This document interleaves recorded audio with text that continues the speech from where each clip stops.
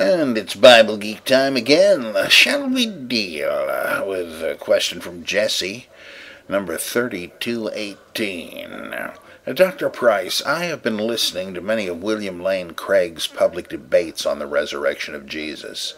Overall, I think you did the best job of any of his adversaries, but many others have done well too. As you and many of your listeners may know, Craig rests his case for the resurrection on four, quote, facts, to wit. 1. The burial of Jesus by Joseph of Arimathea. 2. The discovery of the empty tomb. 3. The appearances of Jesus to his disciples. 4. The origin of the disciples' belief in the resurrection, despite their having every predisposition to the contrary. As I see it, number 1, the burial of Jesus by Joseph of Arimathea, is probably a fabrication by Mark, and even if it were true, it wouldn't prove much.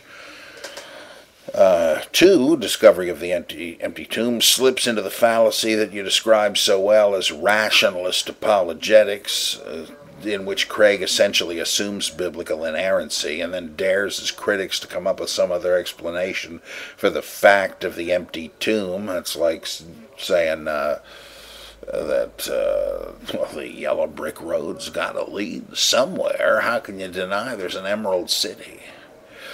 Okay, 3, appearances of Jesus to his disciples can quite easily be accounted for by religious visions, which have occurred in every culture ever to exist on earth. My question concerns fact. Number 4, origin of the disciples' belief in the resurrection despite their having every predisposition to the contrary. Craig repeats the refrain that given the Jewish background of the disciples, if they had visions of Jesus after his crucifixion, they would see him as exalted in heaven in Abraham's bosom. Craig also argues that the Jewish conception of resurrection was only of a general resurrection at the end of time. I just got to break in there. As Stephen Patterson and others have argued, it may be that the earliest believers in the exaltation of Jesus did view him as a heavenly mediator, much like Jeremiah, as is depicted in 2 Maccabees, in a vision that Judah Maccabee has before battle. And Steve and others say, Benjamin W. Bacon said the same thing long ago, that Jesus was first pictured as a martyr, exalted to a heavenly position as an intercessor for his people, and then that only later did they posit that he had appeared on earth, meaning that the notion of a resurrection appearance in earthly circumstances has to be a later notion. And that any subsequent, when after they believed that Jesus had been appointed as Messiah, as in Acts 3 speech, and would one day return, well, he didn't, so they began to say maybe his first coming was already the coming as the Messiah, and they redefined everything. But originally, and think of all those quotations of Psalm 110 in the New Testament, they're enthronement psalms. They're supposed to be predictions of the resurrection, and they say that Jesus was enthroned to sit beside God the Father. That doesn't sound like you were already differentiating between a resurrection and an ascension. So if you took seriously what Craig says, that would undermine one's confidence in these gospel Easter stories as being a record of anyone's visionary experience even. I mean, you'd have to say, well, they had some visions of Jesus. Well, couldn't have been. But if they led him to believe that he was a heavenly intercessor, they couldn't have been visions where people are bowing down and grabbing him by the knees and stuff like that. So he confutes his own view. I'm sorry, back to your great question. First, if the earliest disciples had visions of Jesus in which he appeared in close proximity to them, perhaps even visions in which Jesus spoke to them, if the visions were strong enough, could these visions have caused devout Jews of the time to believe that Jesus had been raised from the dead? Second, if Christianity came into being by means of visions of Jesus, would the earliest disciples have assumed that Jesus' tomb, assuming he had his own tomb, would have been empty? or was the concept of resurrection more fluid? For instance, God gave Jesus a new heavenly body. Finally, if Jesus really did have some apocalyptic content in his preaching, wouldn't this make it easier to understand how Paul could view the resurrection of Jesus as the first fruits of the general resurrection? Well, yeah, number three, that is what most critical scholars say. They believe Jesus had some sort of apocalyptic element. Bart Ehrman would say that, for instance. And that he believed that as John the Baptist had, that the end was soon to come, and that his resurrection would be part of it, very much like what the Lubavitcher Hasidim believe about the coming of the Messiah and the second appearance of Rabbi Schneerson. And this would be the same sort of thing. In the eschatological apocalyptic framework, you would say, oh, Jesus is already risen. Well, this just has to be the very beginning of the general resurrection. It can't be long now. And, of course, you're setting yourself up for disappointment. There, it didn't happen. Go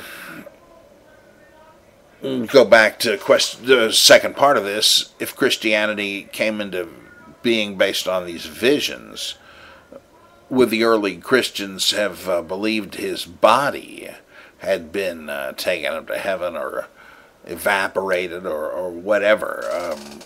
What did they think would have happened? Craig and his buddies say, oh no, Jews believed in a resurrection of the physical body, and that's what Jesus must have believed. He couldn't possibly have theorized anything outside of the limits of what his people were thinking. Well, that's just not true, despite the protests of N.T. Wright and other apologists who would like it to be true. There's all sorts of textual and archaeological evidence from cemeteries and the like that many Jews didn't believe in bodily resurrection at all, but believed in the return of ghosts or deathbed visions of people or survival of the soul compatible with a ghostly appearance. Ghosts could even appear showing gaping wounds to demonstrate, yeah, it's me, the guy who died. And there were views of the resurrection that saw people arising with angelic forms. And if you believe in one of those things, you might know that the tomb of Jesus was occupied by his moldering corpse, and that wouldn't shake your faith in the resurrection any more than it does at the end of this K-Pax movie, when the members of the inhabitants of K-Pax's asylum see that K-Pax, whom they believe to be a walk-in, a guy inhabited by an alien intelligence from another galaxy, he collapses and has resumed his old personality. But he would have. He collapses and dies, I believe. And they say, gee, who's that? Get that corpse out of here. But K-Pax himself is back on his home planet. They would have thought, the early Christians, in the same way, that the body really didn't matter. The real Jesus had left. And but modern apologists would like to believe in a literal resurrection body, which is why they insist that Jesus had one. Okay, now what about the first part of this?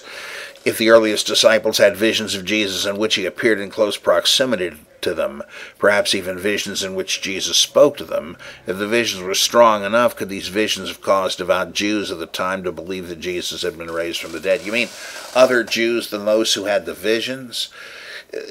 I'm not sure what you're getting at here. I think you're leaving out a step that is so evident to you, you not felt it necessary to state. But what occurs to me here that you might mean, or at least it bears on the point, is what's his name holding this rabid apologist of Christian hatred. He says that Christianity was so ludicrously implausible, having no comeliness, that anybody in the first couple of centuries should have desired it, that for us even to know about the Jesus and and the success of Christianity implies that the resurrection must have been irrefutable, must have taken a miracle for Christianity to take hold and spread. And what was that miracle? The resurrection. Was Jesus resurrecting every day, every time the gospel was preached? I mean, does it mean that the Holy Spirit made their telling of the story of the resurrection especially compelling?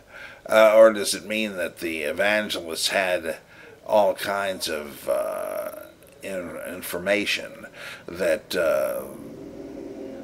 or whatever, that no one could confute? They can't do better than the gospel resurrection narratives or the evangelical apologists. I don't see how Christianity would have gotten off the ground if it depended on that.